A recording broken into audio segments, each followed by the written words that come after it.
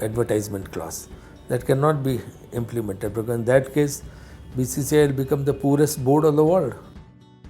Just by shifting 6 matches of IPL, I don't think are going to resolve the Maharashtra drought situation or water problem. It's necessary to give rest to some people who have been continuously doing commentary for so long. It's not necessary. I think the entire party thinks that he is the most appropriate person to lead the party.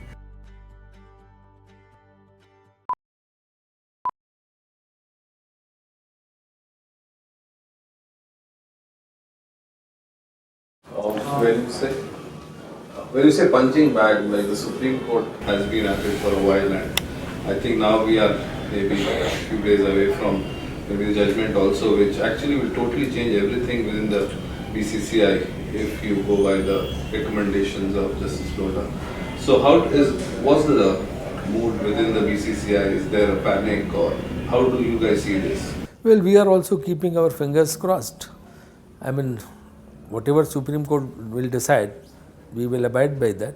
We will be implementing that.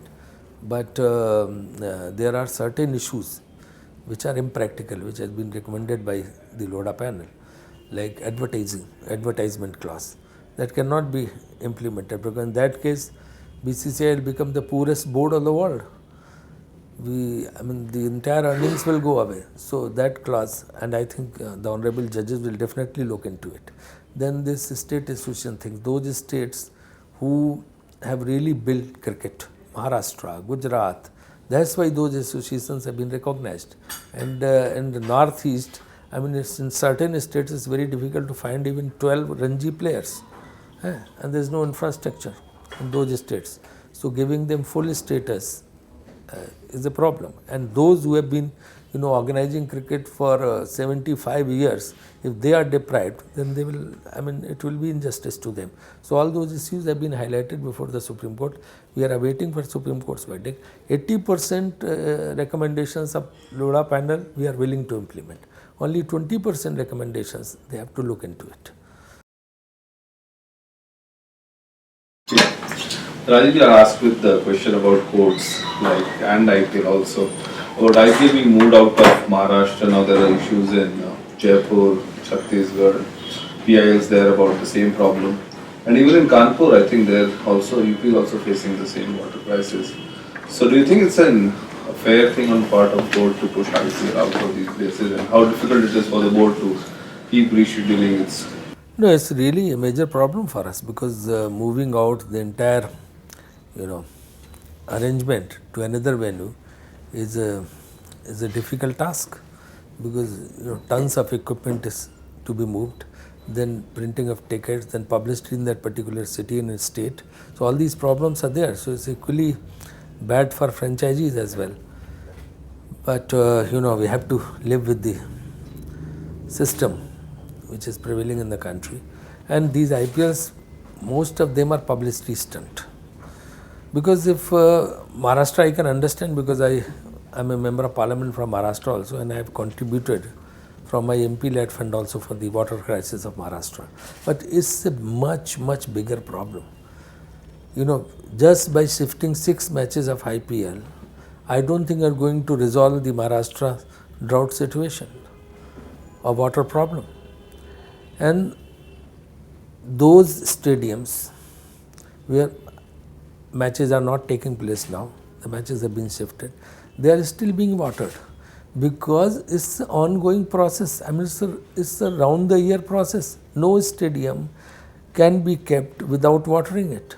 So the same amount of water is being utilized. Earlier we had proposed to use sewage water in Mumbai Wankhede Cricket Stadium. Now municipal water is being used. So it has not solved the problem. I think people who are really serious about it, they should look into the long-term planning. There has to be long-term planning. There should be more dams, then desilting of those dams and rivers. And there must be more tube wells in those areas, in Marathwada and Vidarbha region. Then only you can solve the problem. By shifting IPL matches, everybody is happy that now Maharashtra's water problem is resolved. I don't think it's an easy solution. It's a symbolic. Considering television coverage is very important to IPL business model, what do you as the administrator have to say when a popular commentator who's otherwise a fixed element in all tournaments is suddenly chucked out in IPL without any explanation? Well, it's for BCCI to decide who should be the commentator, who should not be the commentator. For so many years he was a commentator, then you didn't ask any question. Is it necessary that a particular individual should always be there? It's necessary to give rest to some people who have been continuously doing commentary for so long. It's not necessary. Rajeev, okay, you won't answer that, but I'm asking why should BCCI get into television production?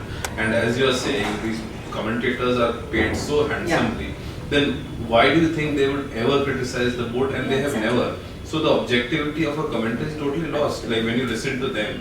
Like I'll tell you an example of the spot fixing case. Srishant and everybody gets arrested. Next day you watch IPL, there's not a word on the spot fixing controversy. Does it make sense? Well, the commentators there are supposed to do commentary what is going on the ground. Otherwise they keep writing columns. And on outside forums they can always express their views. But once you are doing a live commentary, your job is to focus on what exactly is going on the ground. Or you are there to discuss, it's evening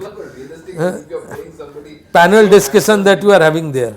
There is enough of panel discussion in the country. It is better to have some running commentary also. Can you give us specific reasons why does the party think so? 1, 2, 3, 4. What makes him the most qualified person? Well, I think the entire party thinks that he is the most appropriate person to lead the party. The reason number one is that he has really built the organization after 2-3 decades. NSUI, Youth Congress, he has rejuvenated them. New cadres have been recruited. Secondly, his focus is on Aam Aadmi and weaker sections of the society, and he really cares for them. Thirdly, he is the only politician in the country who is undertaking tours to each and every nook and corner of the country, to the villages and the problems for downtrodden.